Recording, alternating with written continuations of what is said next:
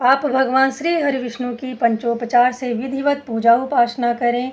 उनके प्रिय शंख को के प्रिय भोग को समर्पित करें। धूप दीप जलाएं। पंचोपचार से भगवान की पूजा उपासना कीजिएगा। फिर आप धूप दीप से भगवान नारायण की विधिवत आरती करेंगे। आप कहें, ओम नमो भगवते वासुदेवाय विश्वेश्वराय आदि पुरुषाय अपरंपाराय आलेख पुरुषाय नमः। त्वमेव माता च पिता त्वमेव, त्वमेव बंधुश्च सखा त्वमेव, त्वमेव विद्या द्रविड़ं त्वमेव, त्वमेव सर्वं मम देवदेव। भगवान देवकी नंदन ही एकमात्र महान देवता हैं। उनके नाम ही एकमात्र मंत्र हैं और उन भगवान की सेवा ही एकमात्र कर्तव्य कर्म है। इसलिए आप गीता जी का पाठ भाद्रपद माह में जरूर प्रतिदिन करें। पहले अध्याय का पाठ कम से कम 3 श्लोक एक दिन तो पढ़ें ही। ऐसे आप पढ़ते जाएंगे तो धीरे धीरे पूरा हो जाएगा। आप इसके महात्म्य का भी पाठ कर सकते हैं। स्वयं भी सुने और अपने बच्चों को भी सुनाएं। अंत में आपको गीता जी की आरती करनी है। आप जो भी अध्याय पढ़ना चाह रहे हैं पढ़ें, जितना श्लोक पढ़ना चाह रहे हैं पढ़ें। फिर आप चाहें तो कमल नेत्र स्रोत का पाठ कर सकते हैं, या आप चाहें तो जय जगदीश कहते हुए आरती भगवान की कीजिएगा, या आप गीता जी के आरती को भी गा सकते हैं।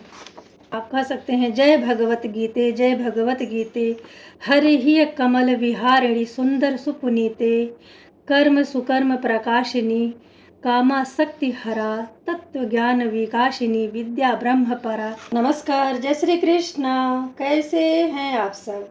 मेरे YouTube चैनल धर्म समाधान में आप सभी लोगों का हार्दिक स्वागत है। आज हम आपको श्रीमद् भगवत गीता का पाठ भाद्रपद माह में या नित्य के पूजा पाठ में कैसे करें, इसकी संपूर्ण जानकारी देंगे। तो प्रेम से बोले, जय श्री हरि विष्णु। श्रीमद् भागवत गीता में भगवान श्री कृष्ण ने मनुष्यों को अपने जीवन में उतारने के लिए कहा है। वह समस्त दुखों से, वासनाओं से, क्रोध से, ईर्ष्या से, लोभ से, कहने का अर्थ है कि सब प्रकार के बंधनों से यदि आप मुक्त होना चाहते हैं तो भगवान श्री कृष्ण के मुखार विंद से कही हुई श्री गीता जी के पाठ को करना चाहिए। पहला तो ये है कि आनंद आपके अंदर ही होता है, किंतु आप उसे इधर उधर, स्त्री में, पुरुष में, घर में, बाह्य सुखों में खोजते रहते हैं। भगवान का आपको केवल वंदन करना है, शरीर से नहीं करनी है, मन से करना है। ईश्वर की वंदना भगवान को प्रेम के बंधन में बांधती है। वासना पुनर्जन्म का कारण बनती है।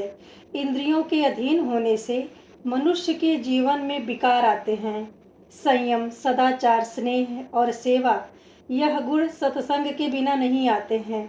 जिस तरह से वस्त्र बदलने की आवश्यकता नहीं है, आवश्यकता होती है तो सिर्फ हृदय परिवर्तन की, उसी तरह से जीवन में जिसने ज़्यादा पाप किए होते हैं ना, उन्हें बुढ़ापे में नींद नहीं आती है। भगवान ने जिसे संपत्ति दी है उसे गाय की सेवा भी स्वयं के घर जरूर करनी चाहिए। आप गाय पशुशाला में जाके भी सेवा कर सकते हैं, या अगर समर्थवान हैं तो अपने घर में भी गाय को पाल सकते हैं। जुआ, मदिरापान, स्त्री संग, हिंसा, असत्य, मद, आसक्ति और निर्दयता, इन सब में ना कलयुग का वास होता है। अगर आप चाहते हैं आपके ऊपर कलयुग ना आए तो आप इन गुणों को अपने अंदर आने न दीजिएगा। मन को बार बार आप एक ही बात समझाएं, नारायण के सिवा मेरा कोई नहीं है, भगवान के सिवा मेरा कोई नहीं है। श्रीमद् भगवत गीता का ज्ञान वह सागर है जिसकी गहराई को जान पाना या उसको समझा पाना हम जैसे साधारण मनुष्यों के, अज्ञानियों के लिए संभव ही नहीं है। प्रत्येक देवी देवताओं का अलग अलग धर्म ग्रंथ होता है। उन ग्रंथों से जीवन को बेहतर बनाया जा सकता है। यदि आप उन ग्रंथों में दिए गए महत्वपूर्ण बातों को जीवन में अपनाते हैं तो जीवन में अद्भुत परिवर्तन भी होता है। ठीक इसी तरह से ही हिंदू धर्म का एक पवित्र ग्रंथ है श्रीमद् भागवत गीता, जो भगवान की वाणी है। यदि आप इसे कहते हैं, जीवन में अपनाते हैं, तो अवश्य ही आपको ईश्वर तक की प्राप्ति संभव है। महाभारत के अनुसार भगवान श्री कृष्ण ने गीता का संदेश अर्जुन को दिया था।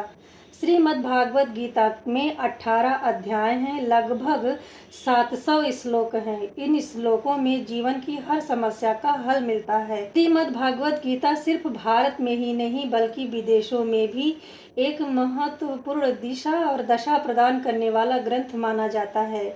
भगवान श्री कृष्ण ने गीता में स्वयं कहा भी है कि संदेह करना छोड़ दें। ऐसे व्यक्तियों को प्रसन्नता न तो इस लोक में मिलती है और न ही परलोक में। क्रोध मनुष्य का शत्रु होता है, इसमें भ्रम जन्म लेती है और भ्रम के कारण बुद्धि भ्रष्ट हो जाती है, और जब बुद्धि भ्रष्ट हो जाती है तो उसके कारण तर्क नष्ट हो जाते हैं, और जब तर्क नष्ट होता है तब व्यक्ति के पतन की शुरुआत हो जाती है। मन रूपी घोड़े की लगाम अपने हाथों में रखें। भगवान कहते हैं, जो मन को नियंत्रित रखते हैं उनके लिए वह शत्रु के समान कार्य नहीं करने पाती है।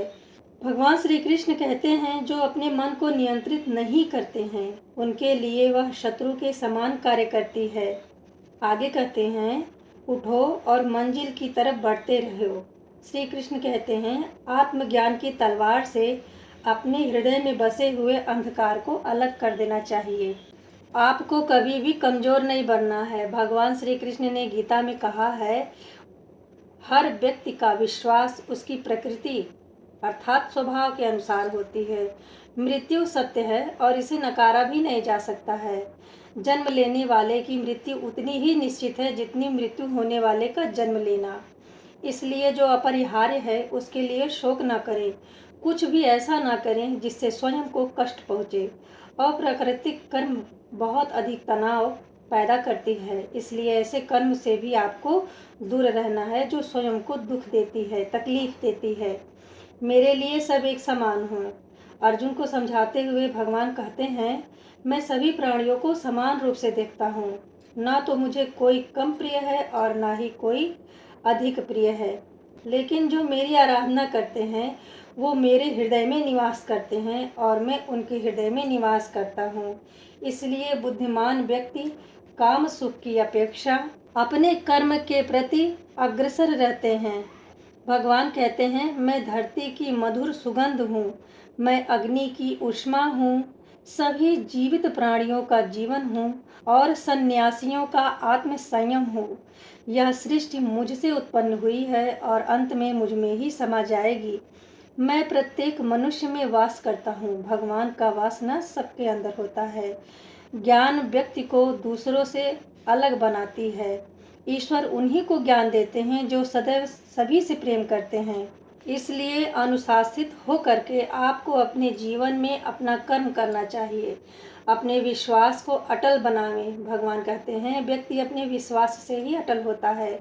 जिस तरह से वह विश्वास करता है उसी तरह से वो बनता चला जाता है। इन तीनों द्वार, ये जो जीवन के 3 द्वार हैं वो दुख के होते हैं, नर्क के समान होते हैं। अर्जुन से कहते हैं, वह 3 नर्क हैं, वासना, क्रोध और लालच। इनसे अपने आप को हमेशा दूर रखना चाहिए। हर एक पल कुछ ना कुछ सीखते रहें। इस जीवन में ना तो कुछ खोता है और ना ही कुछ व्यर्थ होता है। अभ्यास आपको सफलता दिलाती है। अगर मन अशांत हो तो उसे नियंत्रित करना कठिन होता है, लेकिन अभ्यास से उसे भी वश में किया जा सकता है। सम्मान के साथ आपको जीवन यापन करना है। लोग आपकी अपमान के बारे में हमेशा बातें करेंगे, आपको सम्मान नहीं देंगे, लेकिन सम्मानित व्यक्ति के लिए अपमान न मृत्यु से भी बढ़ के होता है। आप खुद पर विश्वास रखें। व्यक्ति जो चाहे बन सकता है। यदि वह दृढ़ विश्वास कर ले तो वह अपनी इच्छित वस्तु पर ध्यान लगाकर उसे प्राप्त कर सकता है। जो व्यक्ति कल्याण की इच्छा रखते हैं, भगवान को अपना बनाना चाहते हैं, त्याग करना चाहते हैं, भक्ति पूर्वक स्वयं को, अपने परिवार को, अपने बच्चों को अर्थ सहित श्री गीता जी के अध्यायों का पाठ सुनाते हैं, वह स्वयं चिंतन मनन तो करते ही हैं। ऐसे व्यक्ति भगवान की आज्ञा अनुसार सदैव दुर्लभ मानव हो जाते हैं। कहा भी जाता है, अति दुर्लभ मानव जीवन मिला है, बड़े भाग्य मानुष तन पावा। इसलिए अपने अमूल्य समय का एक एक क्षण भी दुख मूलक न रखें, क्योंकि क्षणिक सुख के लिए जीवन के परम सुख का त्याग करना मूर्खता का परिचय देना है। आप गीता जी के अध्यायों को शुरू करने से पहले नारायण की पंचोपचार से विधिवत पूजा उपासना करें और हाथ जोड़कर नारायण से कहें, शांताकारं भुजंग शयनम पद्मनाभं सुरेशम विश्वाधारं गगन सदृशं मेघवर्णं शुभांगं लक्ष्मीकांतं कमलनयनं योगिभिर्ध्यानगम्यं वंदे विष्णु भवभयहरणं सर्वलोकैकनाथम। इससे पहले आपको गणपति की आराधना करनी चाहिए। आप बोलें, ओम गंग गणपतये नमः, ओम गंग गणपतये नमः, ओम गंग गणपतये नमः, ओम नमः भगवते वासुदेवाय।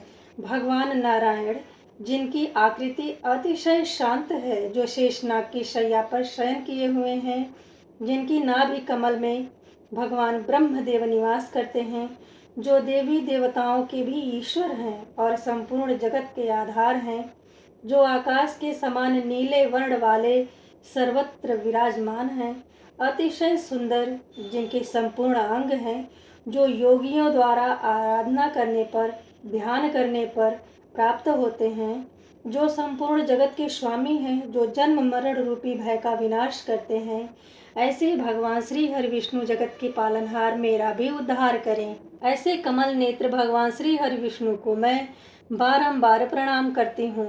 ब्रह्मा, वरुण, इंद्र, यम, रुद्र और मरुदगण के स्रोतों द्वारा जिनकी स्तुति करी जाती है, जो सामवेद के गाने वाले अंग पद क्रम और उपनिषदों की संहिता वेदों द्वारा जिनका ध्यान किया जाता है, योगी जन ध्यान में स्थित होने पर जिनका दर्शन करते हैं, देवता और असुरगण जिनके अंत को नहीं जानते, उन परम पुण्य नारायण देव को मेरा बारंबार नमस्कार है, मेरा नमस्कार है।